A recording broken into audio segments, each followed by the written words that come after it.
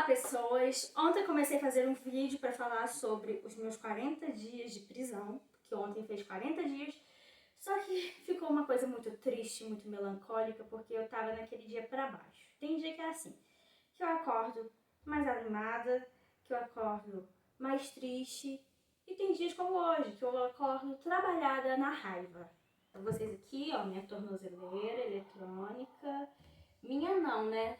De todos nós, pagadores de impostos, né? Que temos essa parte do nosso dinheiro público recolhida para nos fornecer segurança pública. Então, isso daqui deveria estar no tornozelo de alguém que representa perigo para a sociedade, não para uma pessoa como eu. Ou seja, isso daqui é um desperdício de recurso público, do seu dinheiro, do meu dinheiro. E quem eu sou? Eu me chamo Érica Viana de Souza, eu sou do município de Campos dos Goytacazes, norte fluminense do estado do Rio de Janeiro. Sou Relações Públicas, né, comunicadora social com habilitação em Relações Públicas, formada, graduada, embora isso não tenha servido muito, parece que não contou na hora de eu ser presa, porque fiquei tantos dias tomando água de torneira naquela cela fria, enfim, mas continuando. Então, sou Relações Públicas, atuo como servidora municipal concursada estatutária no cargo de auxiliar de turma. Não estou em home office porque, de acordo com os decretos, eu estou ok, entendeu? Eu estava, durante esse tempo todo que eu estive aqui em Brasília, eu estava em contato com a diretora, procurando informações, saber quando que retornava a aula, o que tinha que fazer. Por esses dias, depois da minha, que foi decretada a minha prisão domiciliar, que saiu sim, né, a direção entrou em contato para a gente fazer uma reunião online, e nessa reunião online ficou definido que nós, auxiliares de turma, faríamos um curso online lá da secretaria. Já mandei meu e-mail, já recebi o retorno de confirmada a minha inscrição, só que ainda não chegou nada em relação ao quando que começa o curso ou coisa do tipo. Não há previsão, por enquanto, de retorno de aulas lá em campus. Eu trabalho em creche, também tem que deixar isso claro. Auxiliar de turma em creche. Mas vamos lá, continuando. Esse concurso meu aconteceu no ano de 2014 e eu assumi em 2015. Tiveram alguns jornalecos por aí que disseram que eu sou que eu sou funcionária pública desde 2013. É uma mentira, né? Porque em 2013 eu era né, de Bradesco, com todas as com todo o P de presença. Né? Quem é do Bradesco sabe do que eu tô falando. Então, em 2013 eu ainda era bancária. Vocês têm noção? Eu era bancária, eu era do Bradesco. Sabe o que isso significa? Significa que eu era uma pessoa limpíssima. Porque você trabalhar em banco, você não pode ser uma pessoa com nenhuma coisinha no seu CPF, tanto no sentido financeiro quanto no sentido criminal. Você tem que ser uma pessoa que tem suas contas em dia, porque se você não toma conta das suas contas, você não tem capacidade. Bom, pelo menos é uma das coisas que eu aprendi trabalhando no Brasil. Se você não sabe tomar conta das suas contas, como você vai tomar conta das contas dos outros, né? Então, e também, para assumir o concurso público, a gente tem que levar várias certidões de nada consta lá na prefeitura. Então, eu sempre fui uma pessoa muito zelosa pelo meu nome em todos os sentidos. Continuando. Como eu falei, sou Relações Públicas, formada, reconhecida pelo STF, lá como comunicadora social, pelo ministro que assinou, que fez a minha ordem de prisão, né? Assinou lá o papel. Agora eu vou falar pra vocês como que eu vim parar nos 300 do Brasil. Bem, eu sou uma admiradora do professor Olavo de Carvalho. E eu já conheci a Sara, porque ela fez uma pregação numa comunidade católica lá em Campos. Conheci ela nessa época. E o professor Olavo de Carvalho, porque a Sara, ela sempre foi uma pessoa muito criticada, até mesmo por alguns católicos e por muita gente na direita. Inclusive, quando ela foi a Campos, ela foi muito criticada em certos grupos de direita da cidade, falando que não existia de feminista, que ela era uma infiltrada e coisas do tipo. Só que o professor Olavo de Carvalho, ele sempre defendeu a Sara. E nos últimos tempos eu tava vendo muitos vídeos, muitas postagens dele dizendo que a Sara era a única pessoa capacitada no Brasil para poder formar, né, ou dar um curso de militância. E quem me conhece na direita em Campos sabe que eu me decepcionei em vários grupos por onde eu passei. E eu falei, cara, eu decidi, né, no ano, acho que ano passado, sair de todos os grupos, né? Eu saí de todos os grupos, eu não faço parte de nenhum movimento de direita na cidade. Posso ter algum grupo, estar, né, como membro em algum grupo de WhatsApp só para troca de informação, e realmente eu estava num grupo que era nível estadual, né? Eu acho que tinham dois que eram, um que era municipal. E, aliás, nem era nível municipal, porque tinha pessoas de outras cidades também. Mas enfim, só nesse sentido, né? Porque a gente tem que fazer uma distinção entre grupo de WhatsApp e grupo, né, de movimento. Então, de movimento, eu não estava fazendo parte de nenhum grupo de direita. E foi a melhor coisa que eu resolvi fazer lá em Campos. E decepcionada com essas coisas de grupos e de militância, e vendo como a proporção que estava tomando essa questão da quarentena, que eu sou contra desde o início a quarentena, principalmente contra o lockdown, comecei a ver o professor Olavo de Carvalho batendo mais e mais nessa tecla da Sara, né? Eu comecei a comentar em algumas postagens, faz um curso de militância, até que ela começou a falar que iria montar. Só que na data que ela ia fazer esse primeiro acampamento, que eu acho que era 27 de abril, por aí, eu ainda estava muito envolvida com as questões municipais, né, em relação a decretos, porque eu tinha que aguardar quando que ia retornar às aulas. Quando eu vi que o prefeito fez um decreto mais extenso, falei, agora eu posso ir para Brasília mais tranquila. E também tinha que ver essa questão, né, financeira, né, de passagem, se eu viria de ônibus, se eu viria de avião, custo-benefício, quanto tempo que eu ficaria aqui, e principalmente a questão das barreiras sanitárias, porque não tinha ônibus na 1001 para vir. E eu comecei a chamar o pessoal nos grupos que eu participava e também no privado, vamos comigo pra Brasília, não quero ir sozinha. Acabou que realmente eu tive que vir, e eu vim de BlaBlaCar. Eu vim assim, cagando de medo. Falei, meu Deus, BlaBlaCar, eu não queria ter que vir de BlaBlaCar, mas não tive opção, porque eu teria que vir de carro pro Rio de Janeiro, para do Rio de Janeiro pegar um ônibus ou então um avião para Brasília. Mas eu rezei muito e fui checando todas as referências de um dos motoristas lá, e eu vi que todas eram muito boas e eram muitas referências, eram tipo assim, 98 referências. E todas positivas, e eu gosto de ler os comentários. Então decidi ir com ele, foi realmente uma escolha acertada, até salvei o número dele no celular que está apreendido lá na Polícia Federal, agora já era. Porque na volta eu pretendia voltar com o mesmo motorista. E eu vim a princípio para ficar 1 semana, 10 dias, mas como que eu decidi realmente vir, né? Verificando todas essas possibilidades, e quando a Sara mandou um áudio através do celular do Arthur Castro, que também tá preso. Porque o Arthur, eu também peguei o contato dele na época, com o coordenador da comunidade católica que trouxe a Sara, porque ele era, acho que já conhecia esse coordenador quando ele estava na missão mais lá para próximo do Rio de Janeiro. E ele que fez esse agendamento da Sara aqui em Campos. Então, desde então, eu comecei a trocar. Desde então foi ótimo. Então, desde essa época, eu comecei a trocar mensagens com o Arthur, virava, mexia, eu falava com a Sara.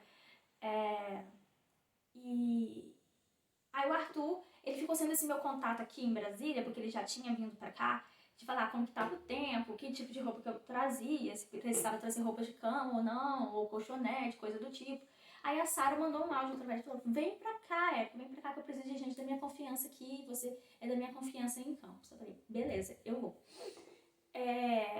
Mais do que me sentir bem convocada. Aí eu vim na mesma semana. A princípio eu ficaria 1 semana ou 10 dias. Aí fui aguardando os decretos municipais também por aqui, entrando em contato com a direção da creche para saber como que estavam as coisas. E falei, tá, estendeu mais, então vou ficar mais um pouquinho. Fui estendendo nesse sentido. Conclusão. Eu cheguei em Brasília no dia 22 de maio, né? Já tem mais de 2 meses que eu tô aqui. eu passei mais tempo presa em Brasília do que livre. Porque no dia 16 de junho, né, no dia 15, a Sara foi presa. E no dia 16, né, no dia 15 eu passei o dia inteiro na frente da Polícia Federal. Tinha saído no noticiário que Sara e mais 5 integrantes tinham sido presos. A gente pensou que fosse fake news, porque só a Sara tinha sido presa, não tinha mais nenhum integrante dos 300. Acabou que não, parece que foi informação privilegiada mesmo, porque no dia seguinte começaram as outras prisões. Nós fomos para frente lá da Superintendência da Polícia Federal, onde a Sara estava. Ficamos aguardando em vigília, rezando, né, de prontidão, aguardando os advogados com mais informações. E assim que eu cheguei de carro lá, eu peguei meu celular e comecei a gravar uns stories, que eu vou mostrar para vocês agora. Pessoal, já estou aqui em frente à sede da Polícia Federal e estou fazendo esse vídeo para convocar vocês a virem para cá. Vamos dar força para nossa companheira, para nossa amiga, para nossa líder dos 300 do Brasil, a Sarah Winter, que está injustamente nesse lugar. E daqui sairá, em nome do Senhor Jesus e pela intercessão de Nossa Senhora. Venham para cá, venham para frente da Superintendência da Polícia Federal.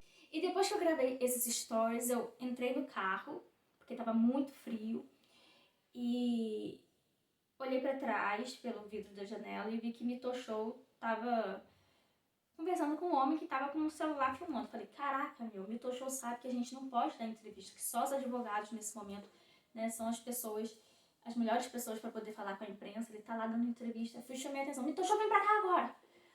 Aí o cara veio com o celular, com a câmera bem, assim, enfiando na janela, falou, pode sair de dentro do carro, sai de dentro do carro. Aí eu fiquei atônita, eu obedeci imediatamente. E quando eu vi que tinham outros e com distintivo da Polícia Federal, aí eles falaram, eu preciso que você me dê seu documento. Isso que eu entreguei meu documento. Ah, meu Deus, acho que aquela Érica que estava trabalhando na raiva tá começando a ficar trabalhando na tristeza agora. Aí disse que eu dei o meu documento. Ele falou que eu tinha que acompanhá-lo e mandou eu levar minha mochila. Aí a gente foi andando, nós fomos a pé pra dentro da Superintendência da Polícia Federal. E eu tava muito nervosa, e eu falei, e eles perguntaram, vai ficar tudo bem, sei que lá, tudo bem. Tipo assim, né, o que falou pra eu sair do carro foi grosso. Mas depois já tava ali, o pessoal tava tentando me acalmar. Eu falei, como? Eu não sei nem o que tá acontecendo comigo. Realmente, eles não estavam com mandado ali. Eles mandaram eu acompanhá-los. Aí quando chegou lá dentro, eles falaram, você tem direito a ligar pra alguém. Eu falei, porcaria, eu não tenho telefone de ninguém de cabeça. Aí quando eu cheguei lá dentro, a sorte é que Dr. Pertoni e Doutora Renata estavam na recepção. Provavelmente porque eles foram ver a Sara. E aí eu falei, doutora Renata, eles me pegaram. Aí eu não tô entendendo o que tá acontecendo. Aí eles falaram que ela tá sendo presa. Aí eles ficaram com os olhos arregalados, porque eles não sabiam também. E eu fiquei muito nervosa, muito nervosa. Eles falaram pra eu sentar, pra eu aguardar sentada ali nas cadeiras. Aí veio um agente, sentou do meu lado e falou, posso olhar a sua mochila? Eu falei, pode, moço, não tem nada a esconder, pode mexer em tudo aqui. Aí veio a escrivã, a Kika, que a Sara fala no vídeo dela. Tem um vídeo da Sara, tudo sobre a minha prisão. Depois vocês assistam, quem não assistiu ainda. Aí a Kika veio, vamos pra uma sala mais reservada, pra você ficar mais à vontade. Eu falei, não tem como eu ficar à vontade aqui. Como que eu vou sair daqui? Que eu já perdi as minhas pernas, moço. Eu não tô sentindo mais as minhas pernas, eu tô muito nervosa. Aí ela falou, você quer uma água? Você quer lá? Eu falei, sabe o que eu preciso? Aí eu falei, não, eu preciso só que você segure minha mão. Eu fiquei segurando a mão dela, apertando e chorando. Aí a gente falou, eu vou tentar levantar. Aí ele falou, vamos pra uma sala pra você ficar mais à vontade. Aí eu fui andando bem devagar, porque eu tava com a perna bamba e segurando na mão dela. Aí chegou lá, eles foram abrindo minha mochila e o tempo todo perguntando, pode abrir aqui, pode não sei o que lá. Eu falei, moço, pode abrir tudo. E realmente, gente, sabe, não tinha nada. Aí depois ela falou, olha, eu sei que você não tem nada, mas eu tenho que te revistar, tá bom? Vou fazer um procedimento de revista. Eu falei, tudo bem, pode revistar. Aí não tinha nada, é claro, né? E eu fiquei muito nervosa, chorei muito. E eu lembro que quando eu fui levada, eu vi que os meninos entraram num carro. Falei, cara, será que os meninos foram levados para outro lugar? O Arthur e o Mitoshô, porque eles também foram levados. Boa tarde. Aí, ó.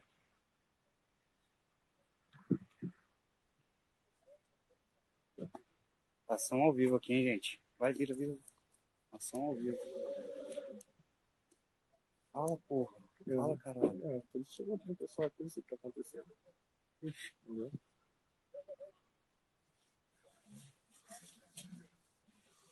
A gente não sabe o que tá acontecendo aqui. Não é? Então, atendimento nosso. Tá ok. Pode só continuar a live aqui? Não, aqui tá fazendo outra mídia aqui. Não, tudo bem, só se for virado pra lá, tá? E eu preciso tá ok. Todo mundo que tá aqui, tá? Tá bom. Tá. Obrigado. Bom, vocês estão vendo o que aconteceu Vai agora. falando, Tudo chegou em cima, a gente vai ter que fechar aqui a live aqui. Não para. Vai, deixa eu Aqui, tá chegando aqui, aqui. Mas vem pra cá, vem pra cá. A polícia aqui, abordando o pessoal. A gente não sabe o que tá acontecendo.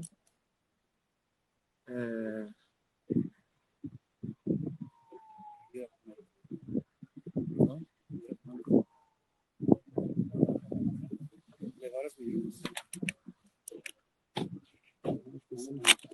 Levando as pessoas aqui. Ó. Levando as pessoas. A gente não sabe o que tá acontecendo. Levando muito show. Olha só. Compartilha aí, pô. Olha aqui. Estão levando aqui, ó. Compartilha lá.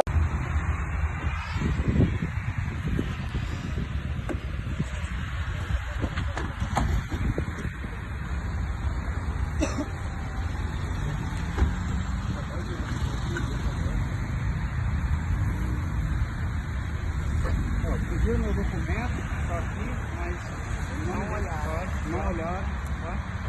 A gente não sabe quem. Aí depois eu comecei a ouvir a voz deles lá, só que a gente ficou separado. Eu fiquei na salinha com esse agente, que eu acho que é da inteligência, ele ficou tentando conversar algumas coisas comigo. Aí eu conversei sobre a prefeitura, conversei sobre o Fundeb. Falei, não, vocês têm que ir lá em Campos pra ver o que tá acontecendo na minha cidade. Falei sobre o hospital de campanha. Falei, vocês têm que investigar o hospital de campanha. Você vê, todo lugar que eu vi, toda vez que vinha um deputado também no acampamento dos 300, eu falava do Fundeb de Campos, que a gente não tinha resposta. Falava do hospital de campanha. E tipo assim, ó, se vocês verem lá no meu celular, tem uma porção de print, tem as imagens de como fica a minha creche quando chove, né? Tem tudo isso, e realmente eles devem ter visto nas conversas lá, tudo que eu falo, todas as reivindicações dos servidores municipais, porque tem os grupos, né, das auxiliares de turno. Falei, vocês têm que investigar lá a minha cidade. Aí...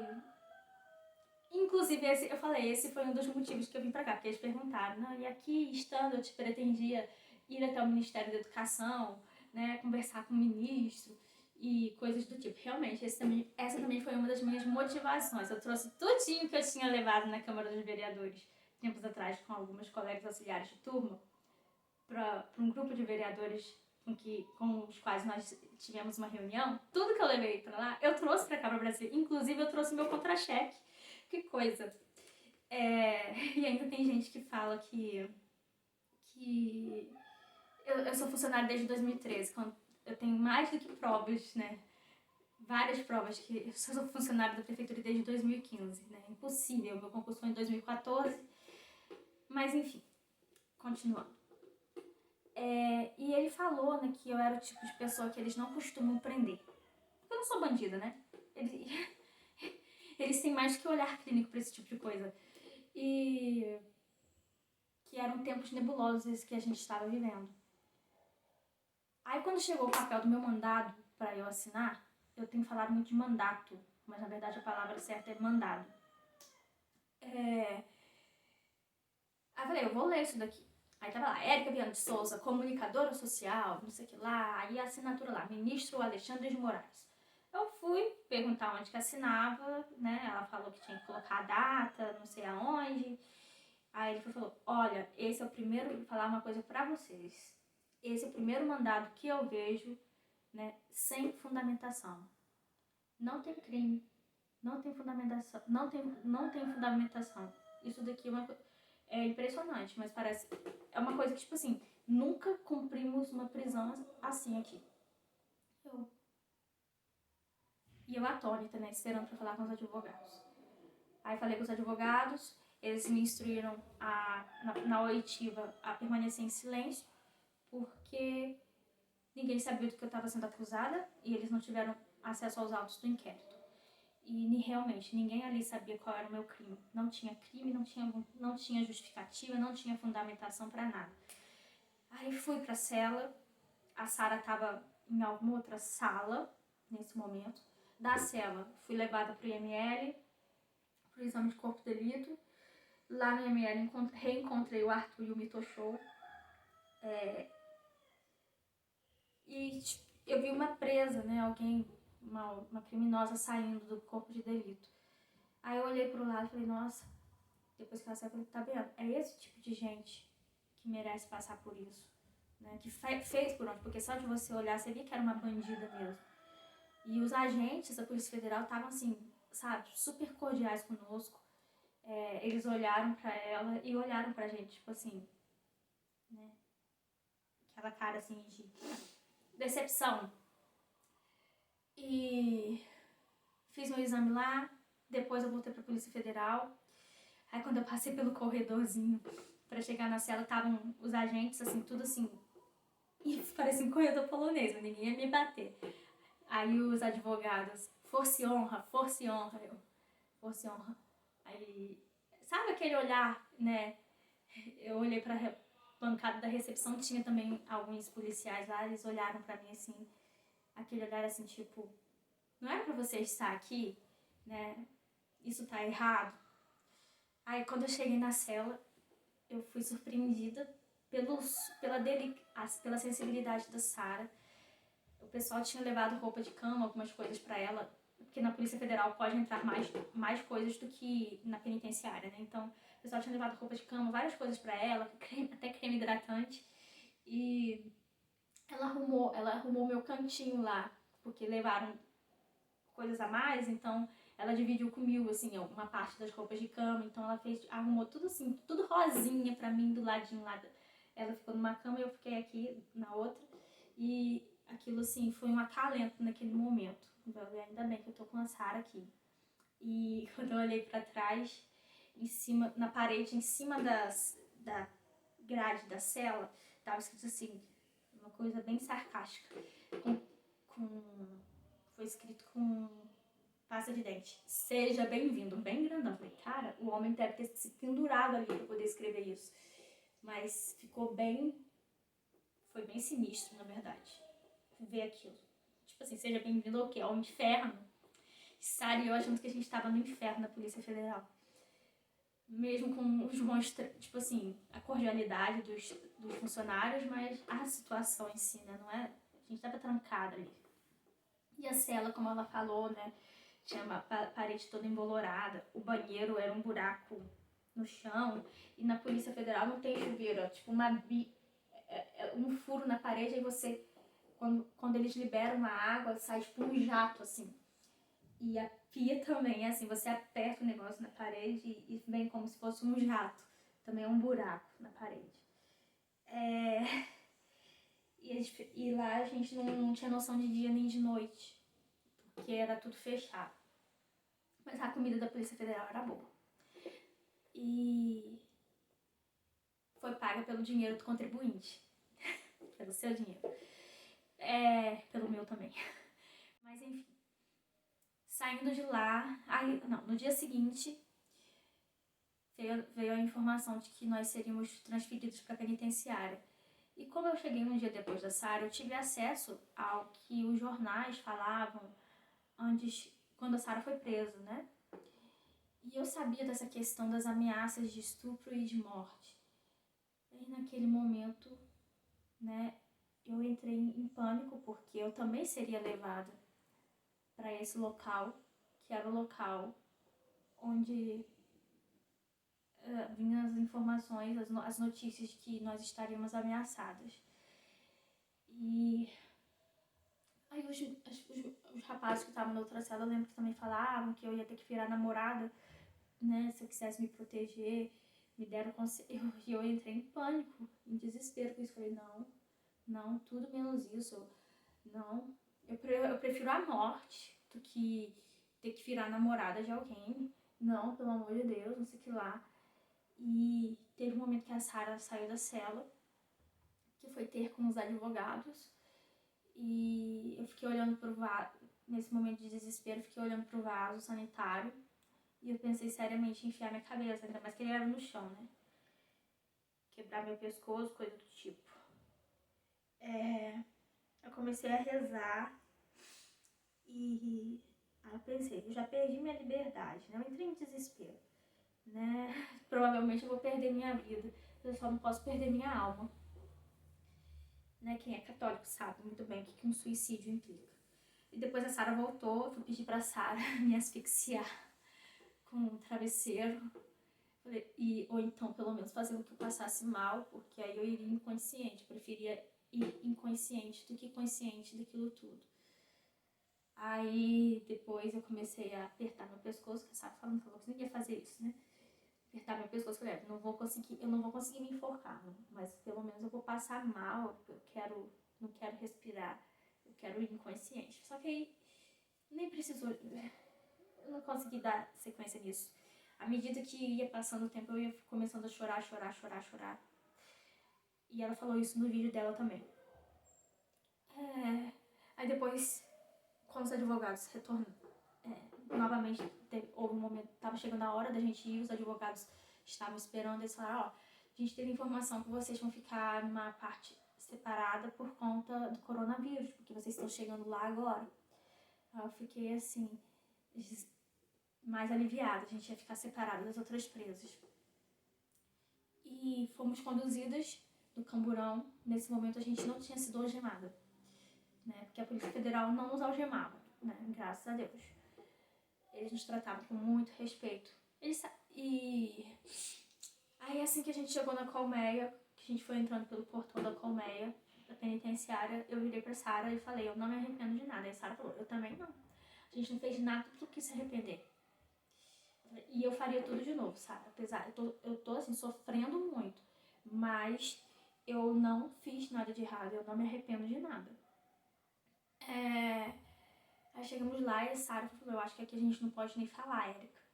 Aí, e realmente, quando a gente foi saindo do camburão, a polícia penal já foi falando que ali era assim, senhora, cabeça baixa,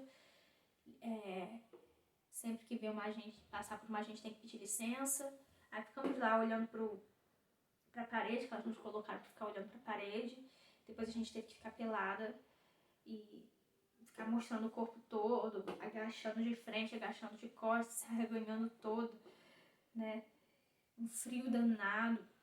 E eu não ia poder ficar com nenhuma roupa que eu tinha levado. E só pude ficar com a xuxinha de cabelo que a Sarah me emprestou porque era clara. Eu prendi meu cabelo. Eu tinha muito medo delas fazerem alguma coisa com o meu cabelo. Então eu quis entrar de coque. E a calcinha, minha calcinha, porque ela era uma calcinha de cor bege. Bege não, rosa, clara. E aí eu recebi o kit. O kit vinha umas 5 camisas lá da penitenciária, brancas, com uma manga laranja. Eu vou ver se eu consigo colocar aqui pra vocês. E só uma bermuda branca, assim, um tecido bem fininho. Vinha sabão em pó, pasta de dente. As escovas de dente tinha que quebrar o cabo. Eu não sei porquê. Porque eu não sou bandida, então eu não penso como bandida. Eu não sei como que uma pessoa pode aproveitar um cabo pra fazer alguma coisa ruim. Eu não sei o que elas fazem com o cabo lá. Mas a gente tinha que quebrar, não podia entrar com cabo. Um rolo de papel higiênico. Um desodorante. Era isso. Uma caneca e uma colher de plástico. Um saquinho e um cobertor daquele antigo. Aí o que aconteceu? A gente teve que ficar olhando pra parede de novo. Aí eu olhei assim pro lado pra olhar o corredor, como que era. Eu fui chamada a atenção. Elas eram muito ríspidas conosco. E o tratamento era totalmente diferente. Interna, você não tem direito de olhar. Eu fiquei assim, nossa, eu não tenho direito nem sobre a direção do meu olhar aqui nesse lugar. E ficar virada pra parede também o tempo todo. Me lembrou que quando a gente era criança e ficava de castigo na escola. E a situação mais humilhante foi quando elas falaram que eu tinha que andar de cabeça baixa. Que ali eu não tinha direito de andar de cabeça erguida. Aí tinha que andar de cabeça baixa. E aí eu tinha tanto medo de ser chamada a atenção de novo, porque eu tava sendo muito chamada a atenção, tinha acabado de chegar e já tava sendo chamada a atenção. Aí eu ficava olhando pro chão. É o pior de tudo, que eu não conseguia ver, né, quando que tinha alguém pra eu mudar de lado. E a gente tinha que andar bem rente à parede e nunca atrás delas. Aí eu não sabia pra onde eu ia. Aí eu ficava assim, meu Deus, eu não quero perguntar, mas aí eu perguntava. Eu vou pra frente, eu continuo em frente ou eu dobro, né? Porque às vezes você via que tinha algum lugar pra dobrar e não sabia. Mas antes disso, né, enquanto a gente tava ali aguardando pra ir pra cela, né, o pessoal ouviu fogos. Eu não ouvi os fogos, mas elas ouviram e começaram a debochar da gente por conta dos fogos, né? Quem serão elas? Por que estão soltando fogos pra elas? Será que é pra comemorar? Ui, que coisa de gente anencéfala. Que tipo de gente é essa? Aí eu fiquei, né? E ficaram debochando. Que coisa mais ridícula. Não sei o que lá e tal. Aí nós fomos conduzidas às celas. Eu fiquei no isolamento 3, a Saara ficou no isolamento 4. A porta é como se fosse uma porta assim, toda chapada na parede. Aí quando a gente abria, tinha a areazinha pro banho de sol. E virando pra direita tinha a cela, né? Que era...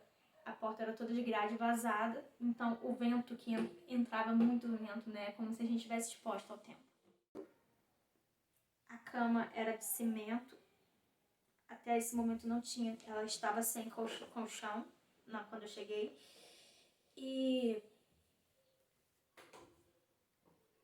tinha tipo uma muretinha que separava a parte que tinha o vaso. O vaso pelo menos não era o buraco no chão, mas não tinha descarga. Lá na Polícia Federal tinha descarga.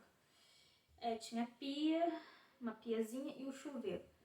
E no meu caso a parede ela estava molhada, ela era úmida. Tava com alguma infiltração, algum vazamento ali no cano do chuveiro. Aí depois chegou o colchão, que era uma espuma, na verdade, grossa, que se afunda todo, aquilo ali incomodava muito. E eu pude entrar com uma manta que o pessoal dos 300 tinha levado. Uma manta porque era clara, era de cor clara, quase branca. Então eu tentei fazer o cobertor que eles me deram como se fosse um saco de dormir e colocar aquela manta ainda por cima, porque era muito frio e só tinha uma blusa de manga. E eu fiquei sem sutiã, né? Meu sutiã não pôde entrar também. Como eu falei, só entrei com a calcinha. Aí eu falei, meu Deus, eu vou usar a mesma calcinha todo dia. Não tem como eu pegar uma doença. Aí eu tive que ficar, nos outros dias eu ficava assim, um dia com calcinha, um dia sem, porque demorava pra secar.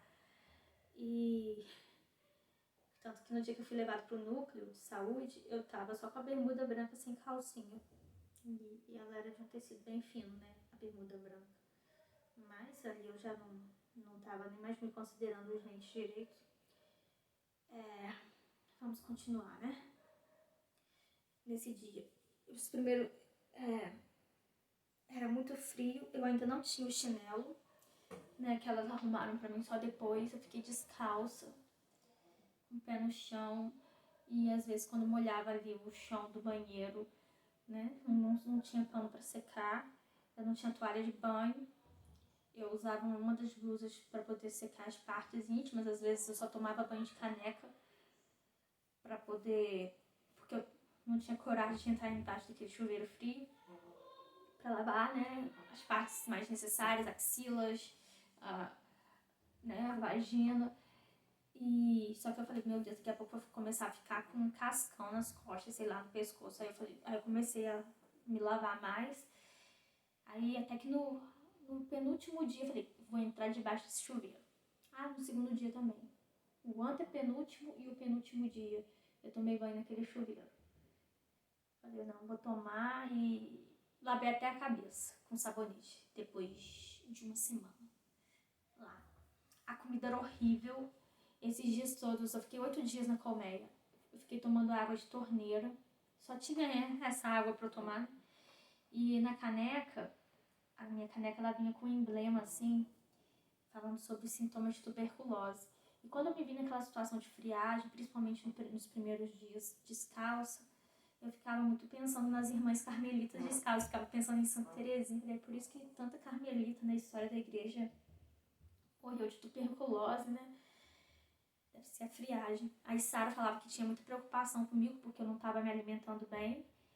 E não estava... A gente estava tomando aquela água podre, né? E não estava... E tava com frio, né? E eu sou magrinha. E ela falou, que daqui a pouco você pega uma pneumonia aí. Eu falei, mas eu tava me esforçando pra comer. Era uma coisa horrível. Eu tinha fome, eu ficava com fome. Aí eu ficava doida pra chegar a comida. Quando chegava a comida, eu colocava na boca, né? Eu falei, eu tenho que aproveitar, né? Que veio agora que tá quentinho pra comer. E não consegui comer muito. Tinha vontade de vomitar. Era uma coisa assim. Eu tinha fome, mas não conseguia comer. E ficava com a dor aqui no esôfago, sabe? Você não conseguia nem se mexer direito, dói aqui.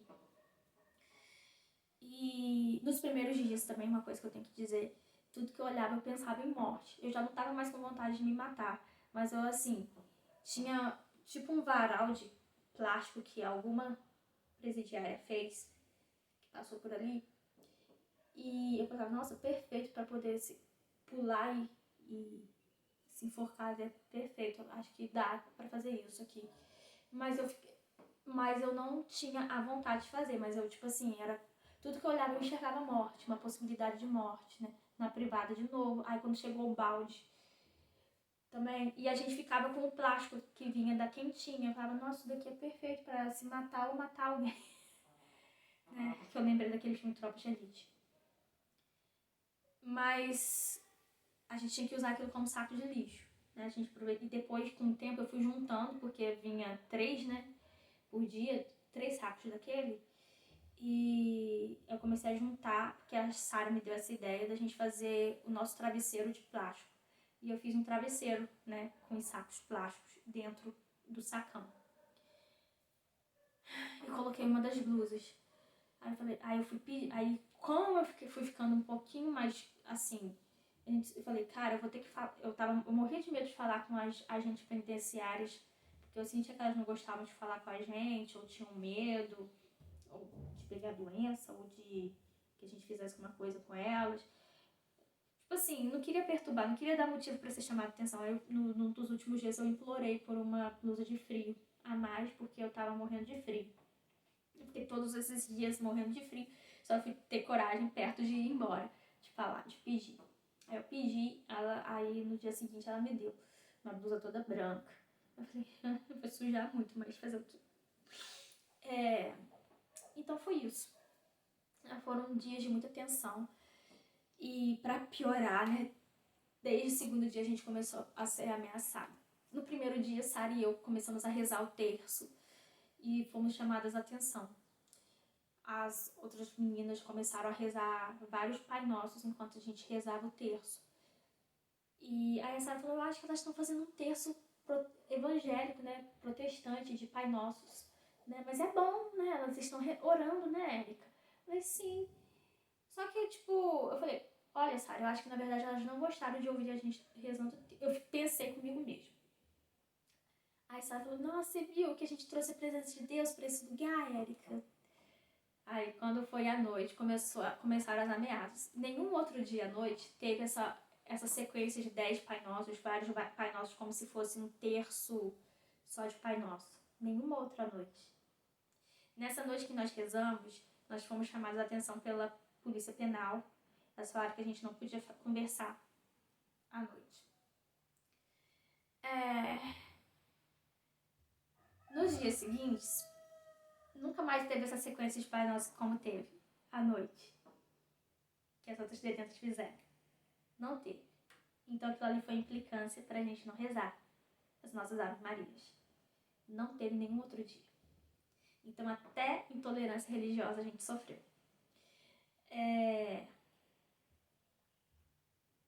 E toda vez que a gente rezava, a gente era chamado a atenção, a gente tentava rezar junto. E até cantar depois, né? Porque a Sara gostava muito de cantar, eu também. E no caso a Sara cantava mais alto que eu. E porque como eu ouvi a Sara sendo chamada de atenção, eu comecei a cantar mais baixo também. Ela foi chamada de atenção. Eu gostava muito de ouvir a Sara cantar. Mas enfim, ela foi chamada de atenção. E até isso tiraram da gente a nossa voz. Só que as outras, quando cantavam, ninguém chamava atenção. E à noite, principalmente, elas faziam muito barulho, elas gritavam, falavam muitos insultos para nós, gritavam entre si, porque lá é berro o tempo todo, parece até que você tá no inferno, assim, ouvindo aqueles demônios te chamando, não sei o que lá, uma coisa assustadora. E elas não eram chamadas a atenção. Só quando a gente conversava e falava alto, às vezes, que nós éramos chamadas a atenção. Aí depois de um tempo também, a gente percebeu que elas davam pra ouvir tudo. E a gente foi ficando com medo também das ameaças. E como a gente começou a conversar em inglês. Nas poucas vezes que a gente conversava fora do banho de sol. A gente só tinha realmente um momento assim, o melhor momento era o banho de sol. Que a gente podia ver o céu, a gente podia ficar um pouquinho longe daquele barulho e conversar mais tranquilamente, através de um caninho que tinha na parede.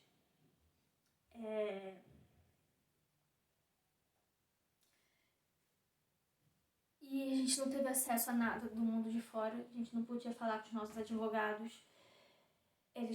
Depois a gente soube que eles tentaram várias vezes ir ao nosso encontro e eram impedidos. E a desculpa era essa de Covid. Só que quando o oficial de justiça foi levar o nosso documento para assinar da prorrogação da prisão temporária, porque nós fomos postas, né? O mandato de prisão era de prisão temporária de 5 dias. E ele foi prorrogado. O que aconteceu? E a gente pôde encontrar com um oficial de justiça. E a Sara, inclusive, perguntou pra ele qual crime que a gente cometeu. Ele procurou nos papéis e não achou nada. Não tem crime. Assinamos, ficamos com o documento, um papel que veio do mundo exterior, então aí não teve nada de Covid. E sem contar que as funcionárias lá são pessoas livres, né? Que podem ir e vir para onde quiserem, que vêm de suas casas, que transitam, né? Pelas ruas, até mesmo para chegar no local de trabalho. E com elas não tinha isso de Covid. Então, e logo depois que a gente saiu, isso caiu por terra lá no presídio e elas voltaram a receber visitas de advogado, independente desses 14 dias de isolamento. Então, eu acho que isso foi de propósito também. Não posso afirmar, mas tudo leva a crer que foi de propósito para nos torturar mesmo.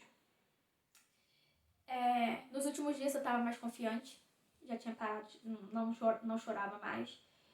E finalmente vieram nos dizer que nós estávamos soltas. Como eu não tinha roupa, aconteceram outras coisas também, mas aí o vídeo vai ficar muito longo.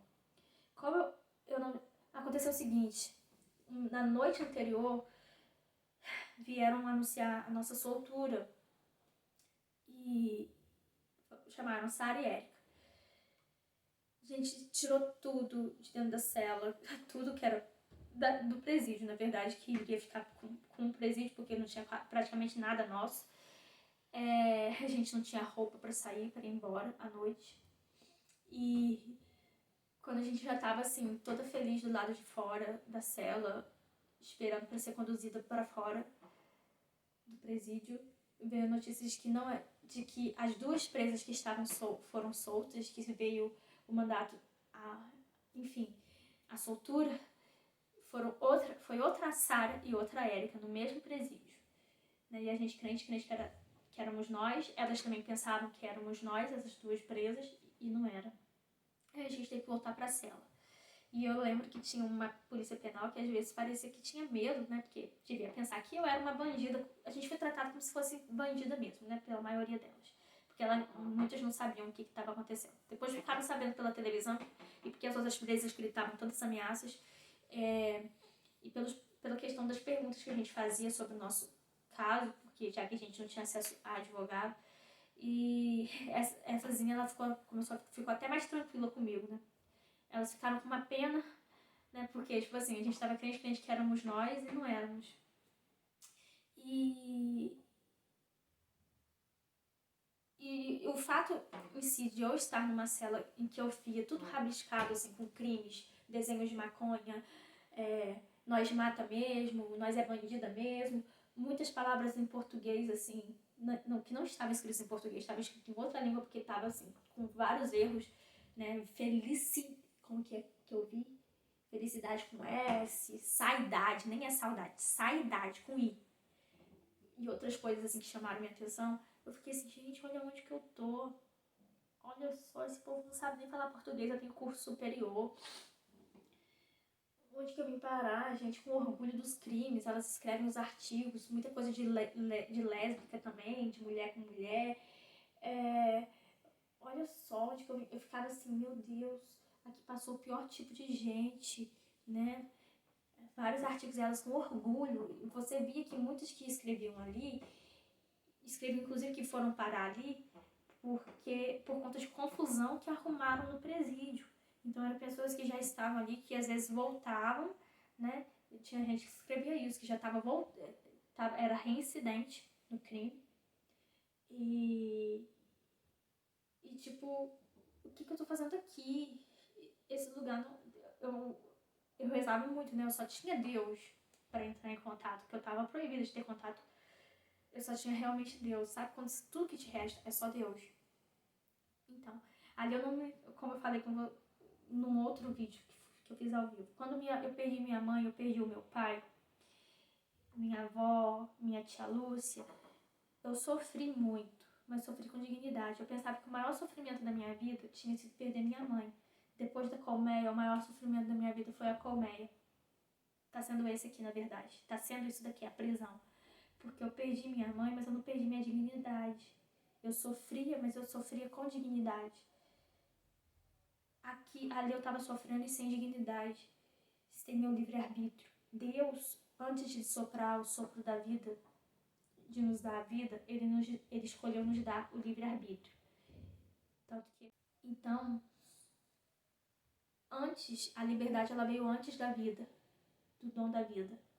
Deus decidiu primeiro nos fazer seres livres. E ali eu não tinha nenhum livre-arbítrio.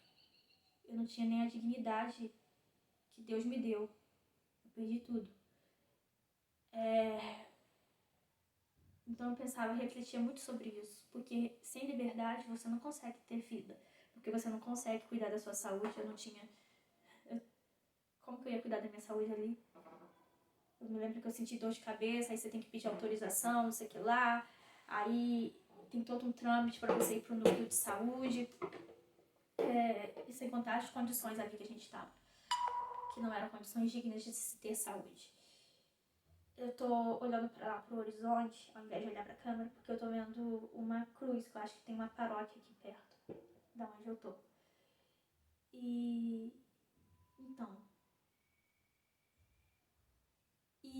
quando eu perdi, né, minha mãe, como eu falei que foi o maior sofrimento, né, eu perdi a minha mãe porque Deus levou a minha mãe de mim, né? Deus deu a vida, Deus tirou a vida.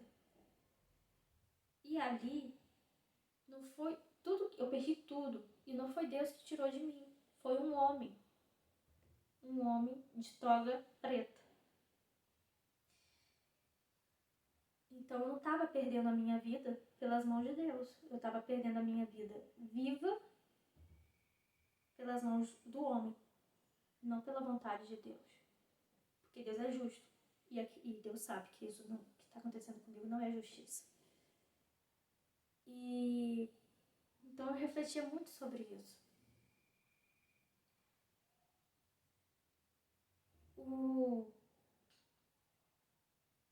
Quando você está na prisão também, né? Se eu perdi minha mãe pelas mãos de Deus, né?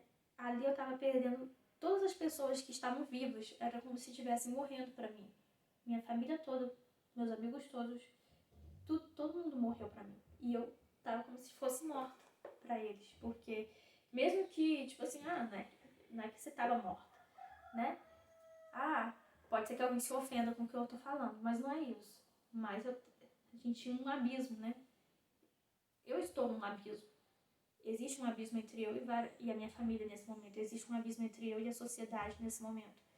Existe um abismo entre eu... Ali estava muito mais profundo. Agora eu posso dizer que eu consegui subir um pouquinho pela parede do abismo na prisão domiciliar, né? Para ver um pouco a luz. Foi posto um abismo entre nós, entre qualquer pessoa da sociedade e eu. Inclusive eu perdi os mortos.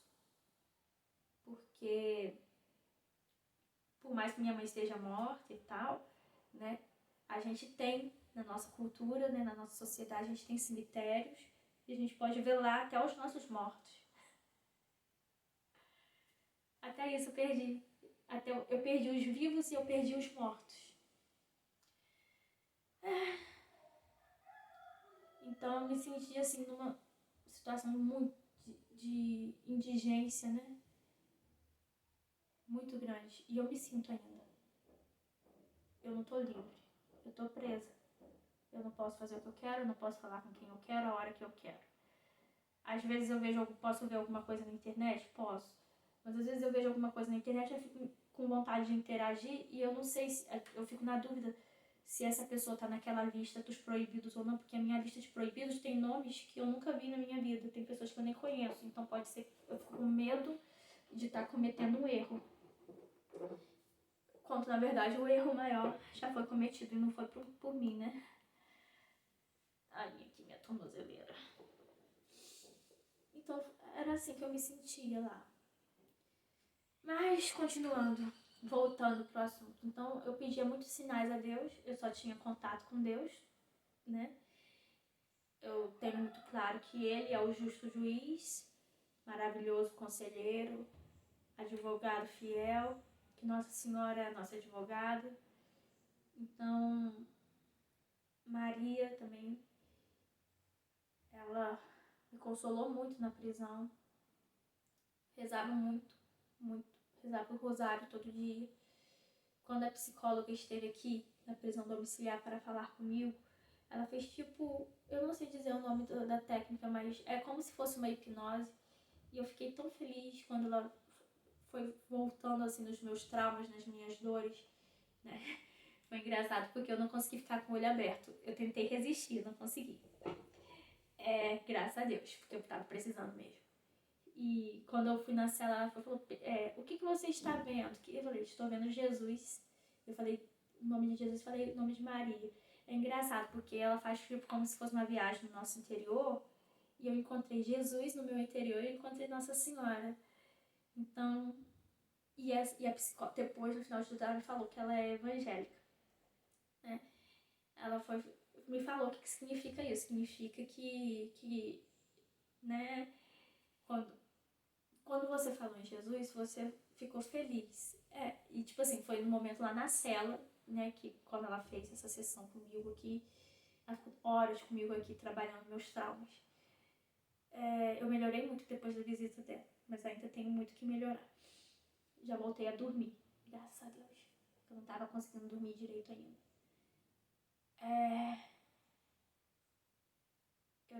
Tipo assim, a melhor parte de mim lá na prisão foram eles, Maria e Jesus.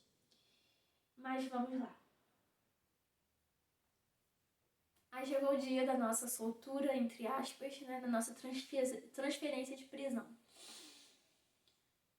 Aí eles arrumaram roupas para nós, porque não tínhamos roupas para sair de lá. Eles arrumaram uma blusa branca para mim quase transparente. Eu já me desfiz dessa blusa porque eu não queria ficar com nada da colmeia. E eu não tinha sutiã, né? Eu ia com os peitos de fora, praticamente. Aí a Sara tinha um sutiã a mais que pôde entrar. Aí eu peguei o sutiã emprestado da Sara mesmo sendo maior que eu, né? Mas era o que tinha, senão eu ia ficar com os peitos de fora, até nisso. Até nessa situação degradante nós ficamos. A gente não tinha roupa pra sair de lá. Só calcinha. A gente ia sair só de calcinha. No caso, a Sara ia sair de calcinha e sutiã. Já pensou? Ai, mas a polícia penal conseguiu roupas para nós. Aí falaram que a gente ia colocar a tornozeleira. Aí nós fomos conduzidas algemadas no camburão e com a viatura assim, parando o trânsito em um comboio, vários carros de polícia nos acompanhando, como se a gente fosse bandidas de alta periculosidade, a gente fosse um perigo pro país, ou as piores do país. A gente ficava no camburão falando, né? Eu e Sara. Sara e eu, na verdade. Português, né? Falei, Sara, né? Alta periculosidade. Ela só assim pra gente parar o trânsito. Na verdade, a gente consegue parar de outras maneiras, né? Manifestação. Mas a gente tinha sido algemada também dentro da colmeia quando a gente foi levada para o núcleo de saúde para fazer os exames. E isso é uma coisa que eu quero falar com vocês. Eu fiz o teste do Covid lá. O teste do Covid lá deu negativo para mim e eu convivi com 2 pessoas aqui em Brasília que tiveram coronavírus e eu não peguei. Não sei porquê. Uma das pessoas eu até segurei na máscara da pessoa. Eu segurei enganada, porque, gente, eu me lembro que quando eu descobri que eu tava segurando, eu fiquei danada da vida. Falei, não acredito que o senhor deixou essa máscara aqui, em cima da mesa de comida. Eu tirei, falei, ninguém vai tirar. Aí eu tive que tirar. E eu fiquei com aquela máscara na mão. Caraca, eu peguei na máscara do Covid e não peguei o Covid. E ficou aqui, em cima da mesa de comida, eu comi com essa máscara e não peguei esse Covid. Nessa época, eu tava até assim, mais animada pra pegar, porque eu tava com o meu sistema imunológico muito bom, tava me sentindo muito bem de saúde, tomando limão todo dia, né, me alimentando bem. E depois que eu saí da colmeia, eu fiquei com muito medo, porque eu tive a casa onde eu tô aqui, a dona da casa, ela é dentista, e eu saí da colmeia na colmeia, a minha boca rachou toda, chegou a sangrar. E eu fiquei esses dias todos sem espelho, né? Então eu não conseguia ver. E a polícia penal não conseguia ver porque eu sempre tinha que usar máscara. Mas os meus lábios eu lembro que sangraram porque eu coloquei o dedo, tava sangrando. E quando eu cheguei aqui eu tava ainda com muita coisa aqui no canto da boca e na boca.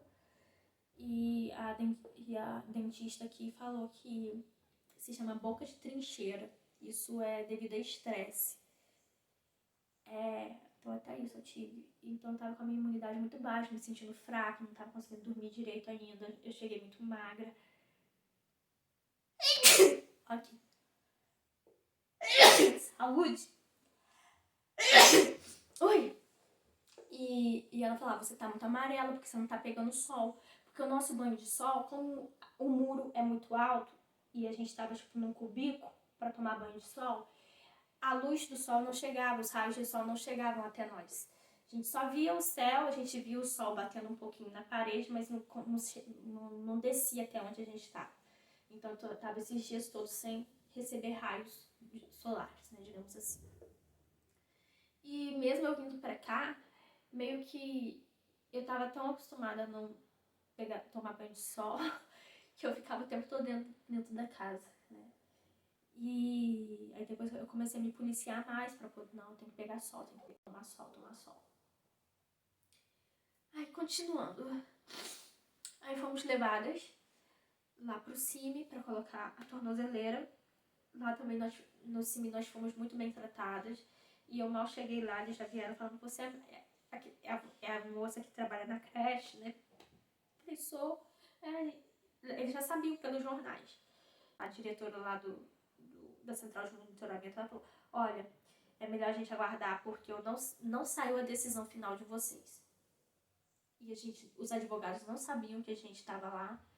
Eles ficaram sabendo pelos jornais. Eles não foram comunicados que nós íamos colocar tornozeleira eletrônica. E não tinha saído ainda a decisão final. E não sabíamos para onde que cada uma ia. sairia pra casa dela, obviamente. Mas pra onde que eu iria? Aí chegaram os outros, né? O Arthur, o Renan e o Mito Show. O Renan a gente descobriu que foi preso no papel da prorrogação. Porque a gente não sabia quem seria a quinta pessoa, né? Do grupo. Não tinha sido preso ainda quando a gente foi. Aí os advogados chegaram, aí foi uma confusão. Por quê? Na decisão final. A gente não... O homem que fez isso conosco, ele sabia muito bem que cada um era de uma cidade, que nós estávamos morando juntos aqui, né, gente? Nós estávamos, né, no acampamento dos 300. Nossas coisas estavam juntas e a gente não podia entrar em contato com ninguém do grupo dos 300. Não podia entrar em contato entre nós. Não podíamos ficar perto um do outro. Então, minha mala estava com uma pessoa, eu estava morrendo de frio. Eu não sabia com quem estava a minha mala. Minha bolsa de dinheiro estava lá em Taguatinga e não tinha ninguém para pegar para mim e eu não podia, não tinha telefone. O pessoal do CIMI ficou assim, louco, porque eles tinham que cadastrar um telefone de contato, só que todos os nossos telefones estavam apreendidos. E o endereço nosso era o mesmo. Então, tipo assim, o que faz, né? Aí teve que arrumar cada um lugar. Eu fiquei no hotel uma noite e tipo assim, foi horroroso, porque aí quando deu o cheque, o meu advogado teve que pagar pra mim o hotel, porque não tava nada acertado em relação a... Só tava reservado, mas não tava pago. Aí foi uma confusão e eu não conseguia entrar em contato com ninguém e eu tava com frio, sem roupa, com a mesma calcinha. Misericórdia. Essa calcinha tem história. Com fome, sem dinheiro para comprar comida. Aí depois chegou uma pessoa com a minha mala lá no hotel, só que eu fiquei no saguão, gente, o dia inteiro, com fome, com sede, sem dinheiro, com aquela roupa da colmeia, esperando o advogado, né, que aí o advogado arrumou essa casa pra mim, graças a Deus, com essa família que me acolheu, que não me conheciam, nunca me viram, e que me receberam aqui, e eu já tô aqui há um mês. E não posso ir para campus. Que situação. Aí depois, quando ele foi na central de monitoramento comigo, aí uma pessoa finalmente levou a minha mochila com o meu dinheiro. Gente, vocês não têm noção. E ficar na mão dos outros, porque eu fiquei numa situação que até uma água, a pessoa que foi levar a mala pra mim, pagou pra mim a água, porque eu não tinha, eu fiquei totalmente dependente dos outros. Eu estou totalmente dependendo da boa vontade dos outros nesse momento. Eu não posso resolver nada pra mim na rua. Foi muita confusão. Eu não tinha telefone pra entrar em contato com ninguém. Aí eu consegui vir pra cá. Aos poucos, algumas coisas foram se resolvendo. E eu tô assim, a minha vida não pertence mais a mim. Já faz 41 dias que eu tô na mão me sentindo um boneco, né? Jogado de um lado pro outro, sendo feita de palhaça por um homem que avança, faz coisas. Ele parece, né, utilizar o sistema para fazer sua própria vontade e não aquilo que é justo. Porque se a gente for pensar desde o início, né, os policiais podiam ter se recusado a nos prender, porque eu estava lendo a Constituição e pela Constituição diz que nenhuma ordem, a prisão para ser cumprida, ela tem que ter uma ordem escrita por uma autoridade competente, e até onde eu sei, essa autoridade não tem competência para isso, principalmente porque eu sou uma pessoa comum, eu não tenho prerrogativa, não tenho antecedentes criminais, eu não sou parlamentar, eu não tenho foro privilegiado, até onde eu sei, posso estar errada, mas vários juristas dizem que não tem competência para nos prender e que a ordem por escrita tem que ter fundamentação. A gente não tem crime, não tem nada fundamentado. Então, né, por esses dias, né, já tem um tempo que o Arthur Castro, que também está preso, está com tornozeleira, ele tem pedido implorado para voltar para a terra dele, para a cidade dele, para cumprir a prisão domiciliar lá em Niterói. E a juíza, ela se recusou, mas não porque ela é ruim ou coisa do tipo. Ela justificou assim: eu não tenho o que decidir porque ele não tem crime. Então eu acho que ela não quis se queimar, porque falou: não, eu não vou liberar para ele ir para a cidade dele, porque eu não tenho que liberar aqui se não há crime, porque isso daqui não é uma pena, né? Não tem fundamentação da pessoa estar com não era para ele estar com a tornozeleira. Então, como que eu vou autorizar ele cumprir prisão domiciliar? É como se ela, entendeu? Estivesse dando aval para uma coisa errada. E parece que caiu de novo lá esse pedido, né? Caiu no homem que nos prendeu. Eu acho que ela devolveu pro ministro, porque ela não se sente, né, competente para fazer algo, né? Se não tem crime, não tem pena, não tem motivo da gente estar aqui. Alguém tem que tomar providência, sabe? Porque isso não pode continuar do jeito que tá. O cara avança cada dia mais, faz e acontece. E ninguém... Que é isso?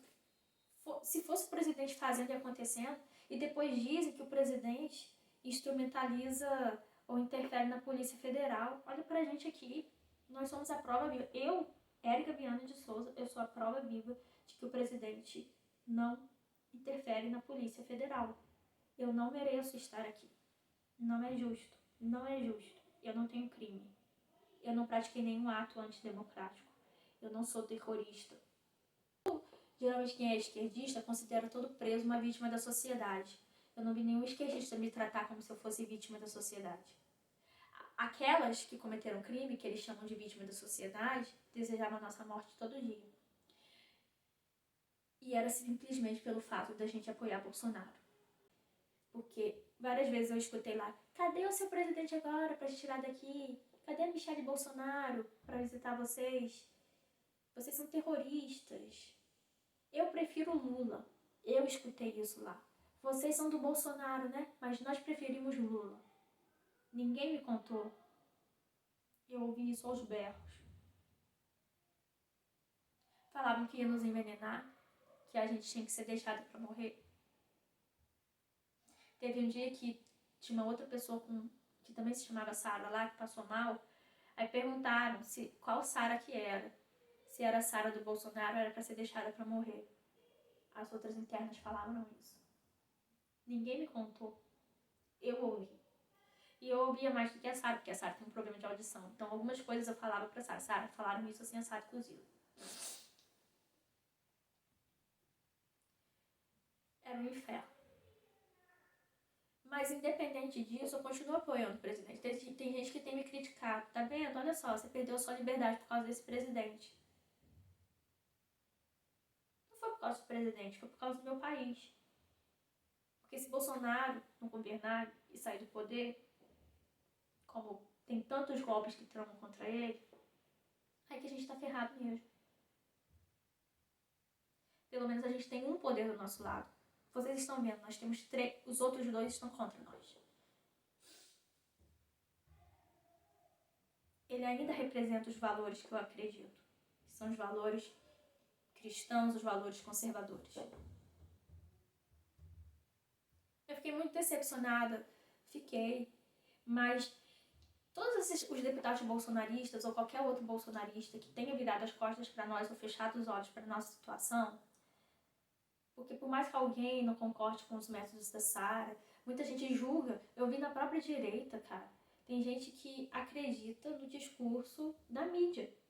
Muita gente julga sem saber, porque aqui em Brasília tinham 3 acampamentos distintos, com modus operandi distintos. Nós nunca pedimos intervenção militar, nós nunca soltamos fogos contra o STF, nós nunca... Não tô também apontando o dedo pros outros, assim, né, querendo condenar, crucificar os outros.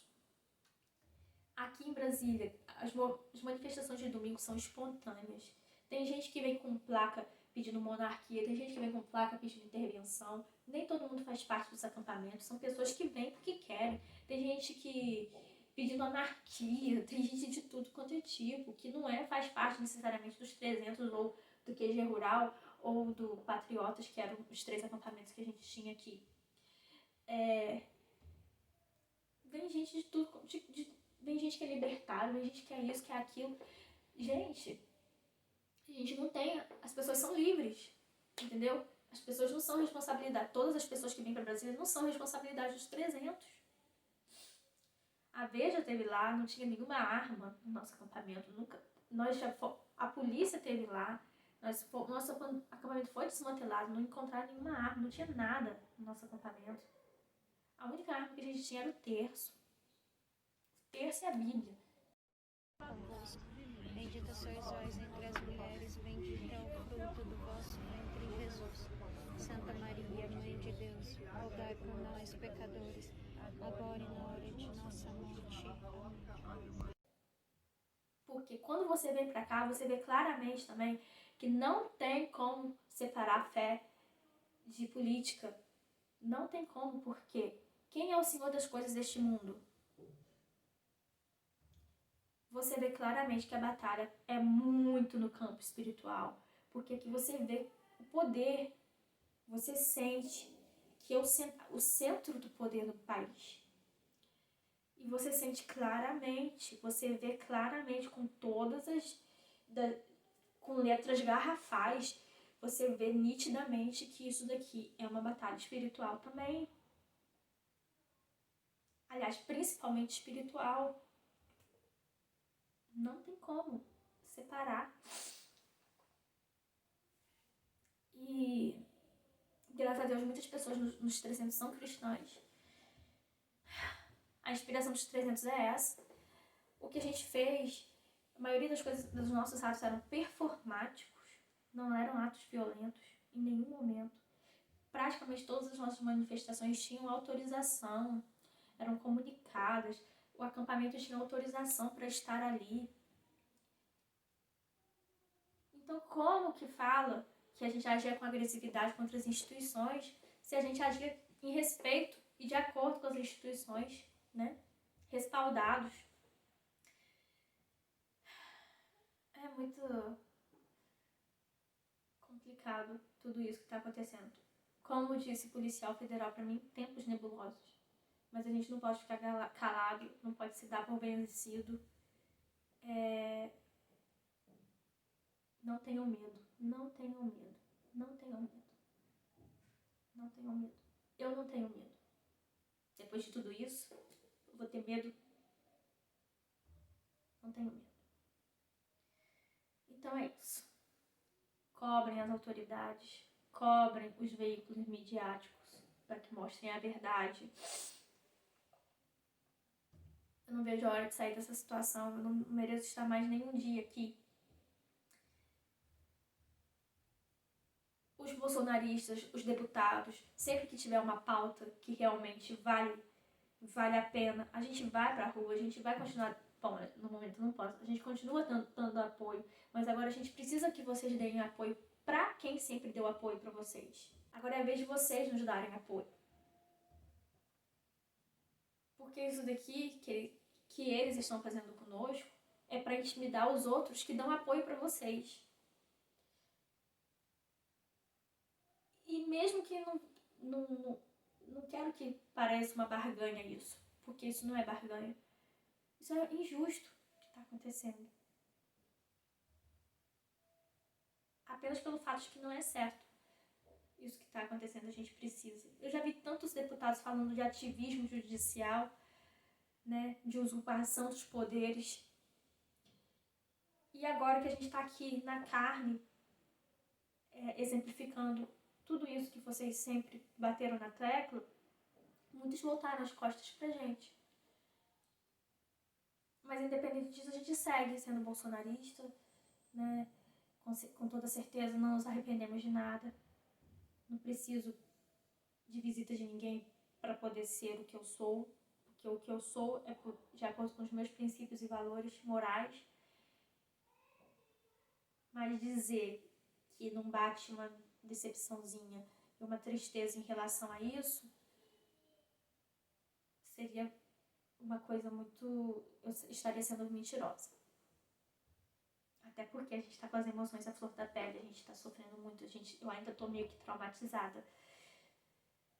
E não é pra menos. Mas você que é brasileiro, você que é patriota,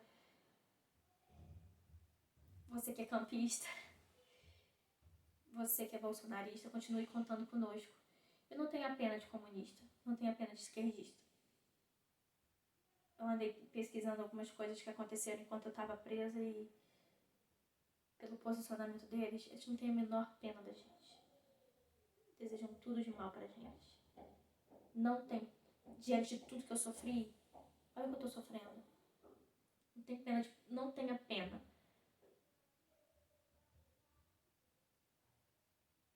Não é gente. Eu fui tratada como indigente, mas eles aqui não são gente de verdade.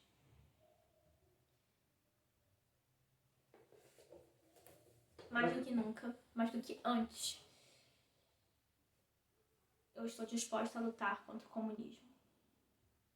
Podem ter certeza disso. Pois é, eu falei que eu tava trabalhando na raiva no início do vídeo, agora eu tô aqui. Quase chorando. Tchau.